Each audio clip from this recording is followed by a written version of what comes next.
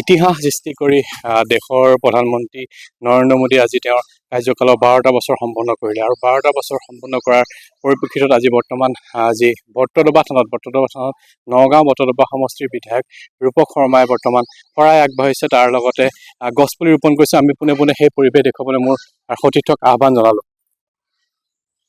ইতিমধ্যে বিধায়কগৰাকীয়ে বটদ্ৰৱা থানত শৰাই আগবঢ়োৱাৰ পিছতে এতিয়া দেখুৱাইছোঁ আচলতে এনেদৰে গছপুলি ৰোপণ কৰিছে। যিগৰাকী প্ৰধানমন্ত্ৰীগৰাকী সুস্বাস্থ্য দীৰ্ঘায়ু আৰু তেওঁৰ দীৰ্ঘ কৰ্মফলৰ বাবে এনেদৰে এই পদক্ষেপ গ্ৰহণ কৰিছে নগাঁও বটদ্ৰৱা সমষ্টিৰ বিধায়ক ৰূপক শৰ্মাই। আমি পোনপটীয়াকৈ সামগ্ৰিক পৰিৱেশ দেখুৱাইছোঁ বটদ্ৰৱা থান প্ৰাংগণৰ পৰা। যিহেতু মই উল্লেখ কৰিছোঁ আজি দেশৰ প্ৰধানমন্ত্ৰী নৰেন্দ্ৰ মোদীয়ে 12টা বছৰৰ যি কাৰ্যকাল সেই কাৰ্যকাল সম্পূৰ্ণ কৰিলে ইতিহাস সৃষ্টি কৰি, আৰু তাৰ পৰিপ্ৰেক্ষিতত এনেদৰে যি মহাপুৰুষ শ্ৰীমন্ত শংকৰদেৱ গুৰুজনাৰ পবিত্ৰ জন্মস্থান বটদ্ৰৱা থানত বিধায়ক ৰূপক শৰ্মাই শৰাই আগবঢ়োৱাৰ লগতে গছপুলি ৰোপণ কৰিছে আজি পবিত্ৰ দিনটোত। আৰু তাৰ যি সামগ্ৰিক পৰিৱেশ সেই পৰিৱেশ আমি পোনপটীয়াকৈ দেখুৱাই গৈছোঁ বটদ্ৰৱা থানৰ পৰা। আমি পোনপটীয়াকৈ বিধায়কগৰাকীৰ কাষলৈ যাব বিচাৰিম, যিহেতু আজি এটা ঐতিহাসিক দিন। ইতিহাস সৃষ্টি কৰি দেশৰ প্ৰধানমন্ত্ৰীগৰাকীয়ে আজি 12টা বছৰ কাৰ্যকাল সম্পূৰ্ণ কৰিলে। ভাৰতীয় গণতান্ত্ৰিক ইতিহাসত আজি এটা খুব আমাৰ কাৰণে উল্লেখনীয় আৰু প্ৰতিগৰাকী ভাৰতবাসীৰ কাৰণে আজি গৌৰৱৰ দিন। আমি সকলোৱে জানো যে দেশৰ প্ৰধানমন্ত্ৰী মাননীয় নৰেন্দ্ৰ মোদী ডাঙৰীয়াই ইতিমধ্যে 12 বছৰ তেখেতৰ প্ৰধানমন্ত্ৰী হিচাপে কাৰ্যকাল ইতিমধ্যে সম্পন্ন কৰিছে। আৰু আজি আন এটা ইতিহাস হ'ল যে আমি সকলোৱে গম পাওঁ যে সকলোতকৈ বেছি দিন প্ৰধানমন্ত্ৰী হিচাপে জৱাহৰলাল নেহৰু আছিল। তেখেতে কাৰ্যকাল কৰিছিলে 4,398 দিন। আৰু আজি 4,399 দিন হৈ প্ৰধানমন্ত্ৰী মহোদয় এক ইতিহাস আজি ৰচিলে।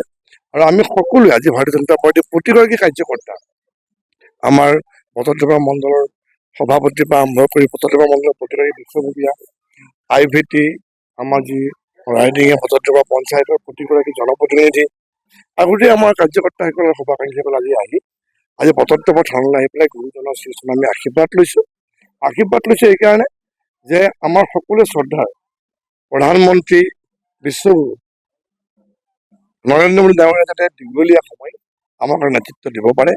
তেখেতৰ সুস্বাস্থ্য, ৰাজনৈতিক দীঘলীয়া জীৱন আমি কামনা কৰিছোঁ। আৰু তেখেতৰ নেতৃত্বত ভাৰত সদায় সুৰক্ষিত।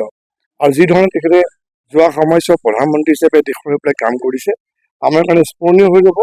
আৰু এইগৰাকী প্ৰধানমন্ত্ৰীক আমি সদায় যিমান পাৰোঁ 5 বছৰ, 10 বছৰ, 15 বছৰ তেখেতে যিমান দিন ধৰি পেলাই নেতৃত্ব আমাক দিব পাৰে তেখেতে দিবৰ কাৰণে আমি ঈশ্বৰৰ ওচৰত প্ৰাৰ্থনা জনাইছোঁ তেখেতে সুস্বাস্থ্য হৈ থাকে আৰু আমাক সবলভাৱে আমাৰ নেতৃত্ব দি থাকে। গছপুলি ৰোপণ কৰিছে